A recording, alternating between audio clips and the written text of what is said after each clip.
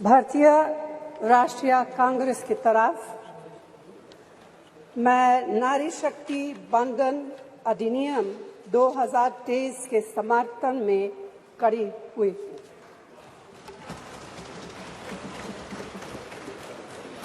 धुएं से भरी हुई रसोई से लेकर रोशनी से जगमगाती हुई स्टेडियम तक भारत की स्त्री का सफर बहुत लंबा है, लेकिन आखिरकार उसने मंजिल को छू लिया है।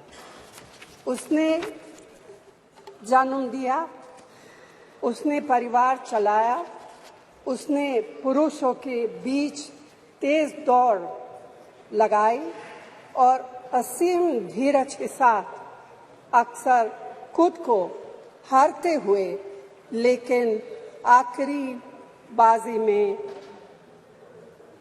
जीतते हुए देखा। भारत की स्त्री के हृदय में महासागर जैसा धीरज है। उसने खुद के साथ हुई बेईमानी की शिकायत नहीं की और सिर्फ अपने फायदे के बारे में कभी नहीं सोचा। उसने नदियों की तरह सबकी भलाई के लिए काम किया है और मुश्किल वक्त में हिमालय की तरह अडिग रही। स्त्री के धैर्य का अंदाज लगाना नामुमकिन है। वह आराम को नहीं पहचानती और तक जाना भी नहीं जानती।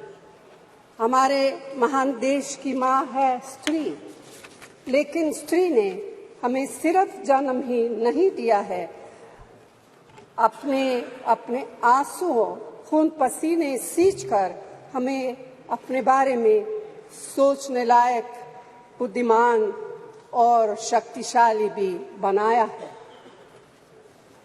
अध्यक्ष महोदय, स्त्री का मेहनत, स्त्री का गरिमा और स्त्री के त्याग की पहचान करके ही हम लोग मनुष्यता की परीक्षा में पास हो सकते हैं। आज़ादी की लड़ाई और नए भारत के निर्माण के हर मोर्चे पर स्त्री पुरुष के साथ कंधे से कंधा मिलाकर लड़ी है। वह उम्मीदों, आकांक्षाओं, तकलीफों और घर गृहस्थी के बोझ के नीचे नहीं दबी। सरोजिनी नायडू, सुचेता कृपलानी, अरुणा असफ अली, विजयलक्ष्मी पंडित, राजकुमारी अमृत कौर और उनके साथ तमाम लाखों महिलाएं से लेकर आज की तारीख तक स्त्री ने कठिन समय में हर बार महात्मा गांधी, पंडित जवाहरलाल नेहरू, सरदार पटेल, बाबा साहब अम्बेडकर और मौलाना आजाद के सपनों को जमीन पर उतार कर दिखाया है। इंदिरा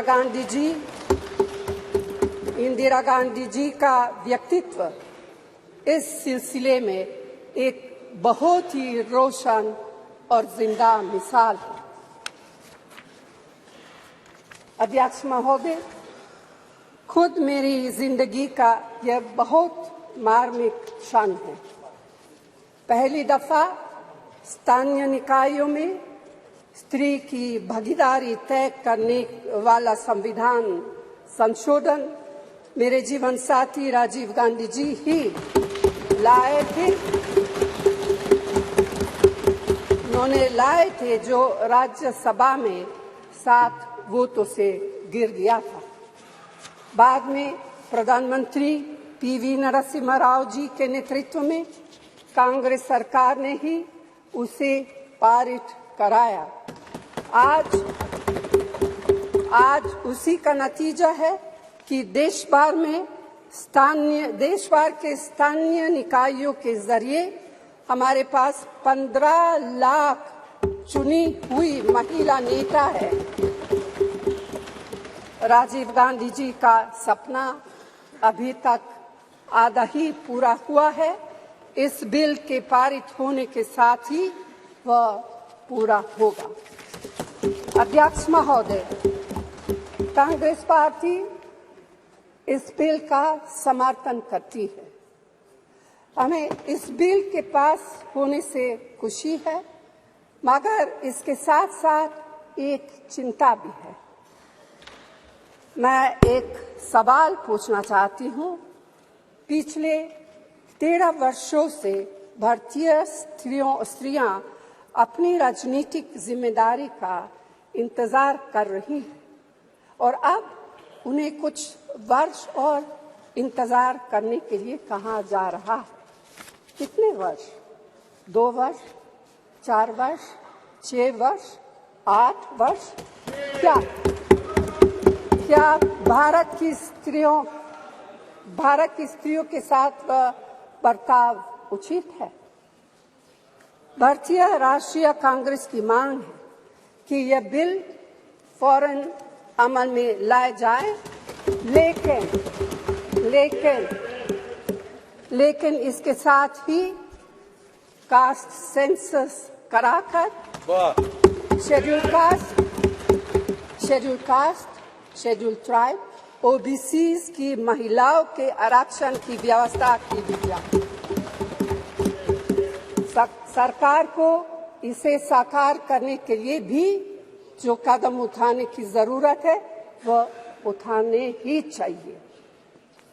अध्यक्ष महोदय, स्त्रियों के योगदान की स्वीकार करने और उसके प्रति आभार व्यक्त करना का यह सबसे उचित समय। इस बिल को लागू करने में और देरी करना भारत की स्त्रियों के साथ घोर नाइंसाफी है। भारतीय राष्ट्रीय कांग्रेस की तरफ से मैं आपके द्वारा सरकार से मांग करती हूं कि नारी शक्ति बंधन अधिनियम 2023 को उसके रास्ते की सारी रुकावटों को दूर करते हुए जल्दी से जल्दी लागू किया जाए। ऐसा करना न सिर्फ जरूरी है बल्कि संभव भी है। धन्यवाद।